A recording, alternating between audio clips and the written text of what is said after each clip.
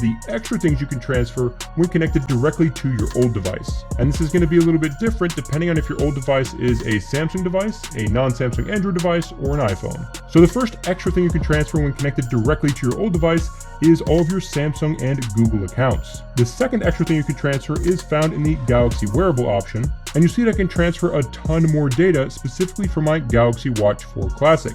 And that's because my Watch 4 Classic is connected to my old device, and if you look at the Watch 4 Classic itself, you'll see that it automatically started a smartwatch version of Smart Switch, which is what gives me all these extra options. And the last extra thing you can transfer is found in Settings, and that's called Samsung Cloud Settings. And that's similar to something like iCloud Settings, but for a Samsung device.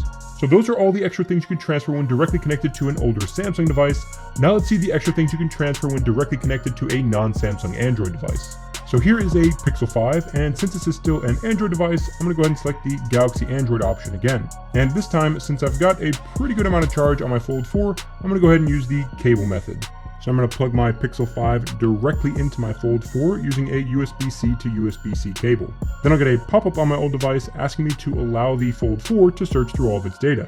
I'm going to go ahead and tap OK, and the Fold 4 is going to start searching through all the data on the old device. Now that it's done searching, I'm going to tap Custom again and tap Next. And the only extra thing you can transfer when directly connected to a non-Samsung Android device is all of your Google accounts.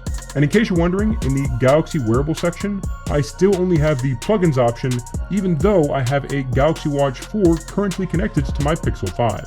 So that's all the extra stuff you can transfer when directly connected to a non-Samsung Android device. Now let's see what you can transfer when connected to an iPhone. Now to have my iPhone out, I'm going to go ahead and tap iPhone iPad.